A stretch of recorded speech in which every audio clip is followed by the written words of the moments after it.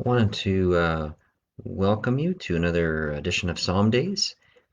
Just kind of came to me by the Spirit of God this morning just to uh, take a little break from what I was doing here in the office and just uh, focus on Psalm 62. And so here we go. It's a shorter psalm. Want to encourage you with it. Hope um, there's someone out there that just is encouraged by the words of David as we've been working through those through these Psalm Days broadcasts. And just, yeah, I appreciate each and every one of you that is able to tune in here or tune in on the YouTube channel. Again, you can check this out on the Faith Community Baptist Church YouTube channel if you're not able to tune in right now. So just glad that, yeah, these are bringing some encouragement to you out there. So, and if you have any thoughts or comments or just want to bring a reflection as to how God spoke to you, how you've seen the interpretation of this particular psalm, would love to see that. The comments below here on the Facebook page or comment below on the YouTube video as it's uploaded. Let's get into it. Psalm 62. My soul finds rest in God alone. My salvation comes from him. He alone is my rock and my salvation. He is my fortress. I will never be shaken. How long will you assault a man? Would all of you throw him down? This leaning wall, this tottering fence? They fully intend to topple him from his lofty place. They take delight in lies. With their mouths they bless, but in their hearts they curse. Find rest, O my soul, in God alone. My hope comes from him. He alone is my rock and my salvation. He is my fortress, I will not be shaken. My salvation and my honor depend on God. He is my mighty rock, my refuge. Trust in him at all times, O people. Pour out your hearts to him, for God is our refuge. Low-born men are but a breath. The high-born are but a lie. If weighed on a balance, they are nothing. Together they are only a breath. Do not trust in extortion, or take pride in stolen goods. Though your riches increase, do not set your heart on them. One thing God has spoken, two things I have heard, that you, O God, are strong, and that you, O Lord, are loving. Surely you will reward each person according to what he has done. Looking at this, my soul finds rest in God alone. My salvation comes from him. Three words come to my mind as I think about this psalm: rest, refuge, and reset. Rest, refuge, and reset. Rest means coming alone, and we talked about that in other parts of the Psalms that we've looked at, that we can rest in the Lord. And that doesn't necessarily mean physical sleep, although it can. God does bring that to us at times. But it means in the midst of and in spite of all of our circumstances that we find rest in him, that he saves us, that we can't save ourselves. There's no way that our own strength can get us anywhere. It may, for a while, look like we're doing well on our own, but very soon we will find challenges that are beyond our control and that distract us and discourage us and dissuade us from following after God. And David, of all people in the scriptures and all these psalms, have he found rest in God despite all that he was coming against him, such as Saul or others that were trying to chase after him, that were trying to discourage him, trying to hurt him, trying to kill him. And he continued to find strength in God. Rest is can be defined biblically as a sure hope or enduring hope. Uh, Hope that endures, not just something that's a fanciful hope that, oh, hopefully this will happen, that we often say, we all find ourselves saying that sometimes. But a biblical view of rest is just standing in the biblical characteristics of who God is and resting in him, knowing that he saves, knowing that he brings us through, and that our circumstances may not change, but that our God doesn't change either. And his characteristics are always true, always strong, always loving. He will always endure, and he will never leave us nor forsake us.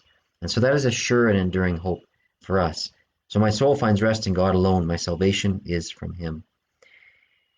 He alone is my rock and my salvation. He is my fortress. I will never be shaken. He's our refuge. We go down to verse 6 and verse 5 again. Find rest, O my soul, in God alone. My hope comes from him. And just after we read through verse 3 and 4, that plans of humanity will topple, will fall, that people don't always mean what they say. We see that in verse 4. They take delight in lies. They with their mouths they bless, but with their hearts they curse. There's all these different motivations going on, but when we rest in God, no matter what people say to us, no matter what we go through, that we will find an enduring hope through resting in God and taking refuge in him. He is my refuge and strength, my ever-present help in trouble, as David says earlier in the Psalms. He is my fortress, and I will not be shaken. Our world is shaking in these days. It continues to shake. It continues to go through things in this pandemic, and know that our hope is sure and endures in God through Jesus Christ, our Lord. So he is our rest. He is our refuge. He is also our reset. Trust in him at all times, O people. Pour out your hearts to him, for God is our refuge. Pour out your hearts. Release things to him.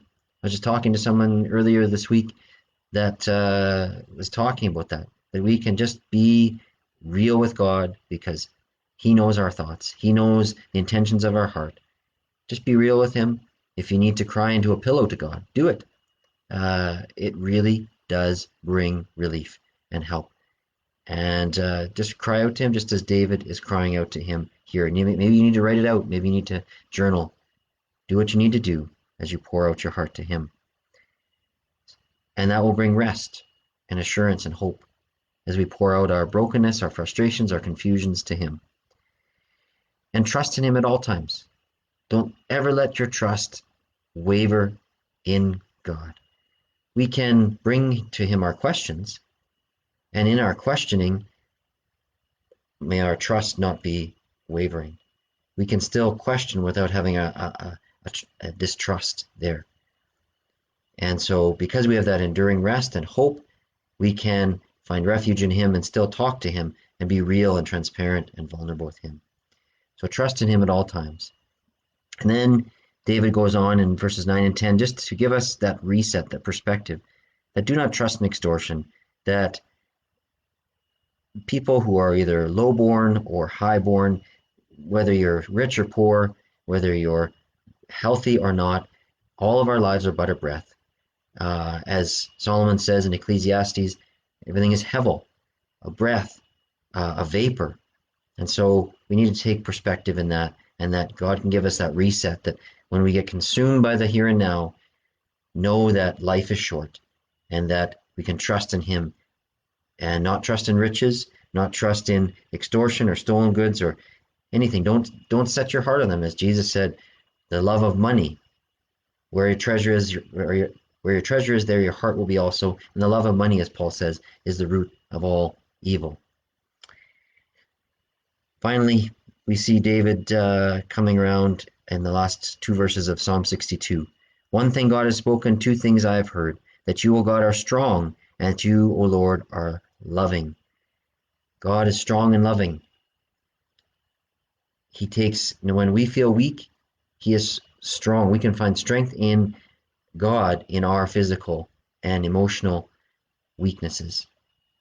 I know recently myself, I injured my shoulder and found it very hard to not be the dad that I like to be with my girls, being able to do fun things and lift them up on my shoulders and dance around with them. It was harder to do that.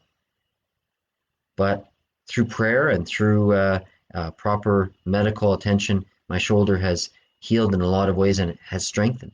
But it showed me and gave me perspective, a reset of, as strong as my girls see me as an earthly dad, that I can be very weak at times as well.